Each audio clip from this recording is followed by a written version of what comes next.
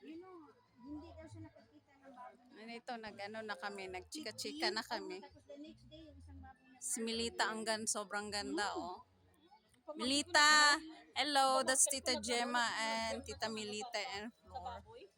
Mhm. Malaking ano. ngayon tawagan ko kapatid ko para makita. Yeah. Ano yung alaga niya yung baboy? Yan. Marami. Nagkwentuhan kami ng ano, paano mag-alaga ng baboy. Tanggal sa buko, marunong siya mag-inject. Oh. Hindi na siya Sa mga Ayan. ano.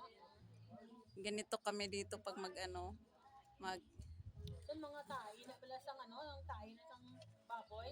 Di ba nakita mo yung yan. may ano, may Mga expert talaga sila kung paano mag-alaga ng mayroon baboy. na yung pamangkin ko mayroon ginaano nila galing nga daw parang mag-stove nila ng ano ganito na tawag nga ginabutang chemical ng ginamano tapos mag-imo isang